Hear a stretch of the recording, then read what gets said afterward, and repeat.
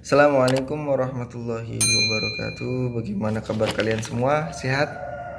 Mudah-mudahan kalian semua sehat. Mudah-mudahan kalian semua bisa melaksanakan proses belajar online dengan baik di rumah.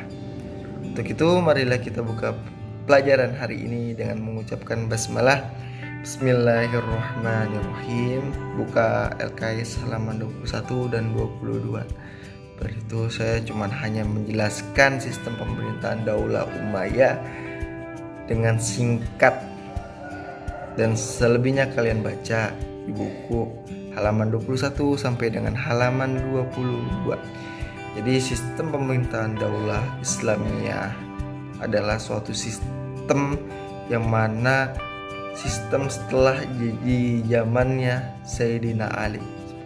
Ketika Sayyidina Ali digantikan dengan Muawiyah bin Abi Sufyan, maka pemerintahan saat itu dinamakan dengan pemerintahan Daulah Umayyah yang dipimpin oleh pertama kali Muawiyah bin Abi Sufyan.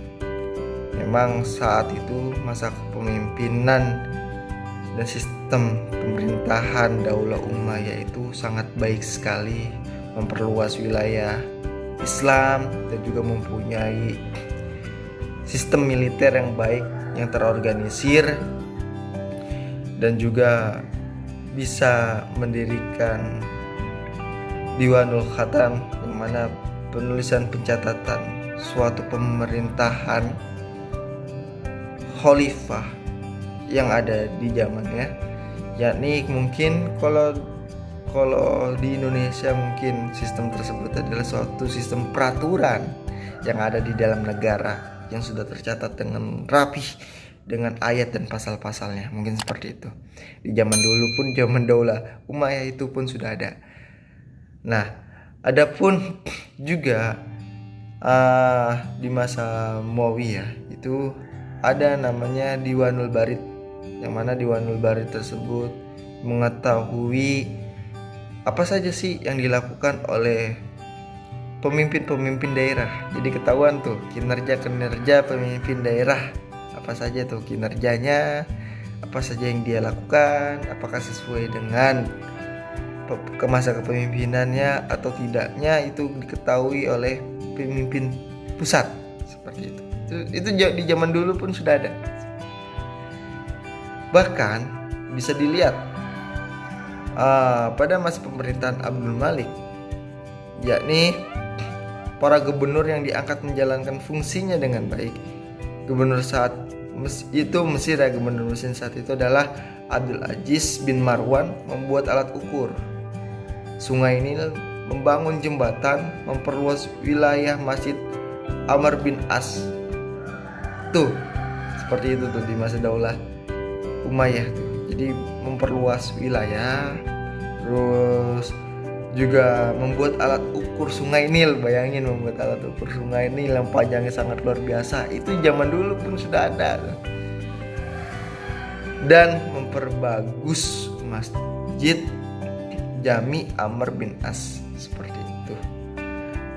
Terus Gubernur Irak Hajjaj bin Yusuf itu melakukan perbaikan sistem irigasi sehingga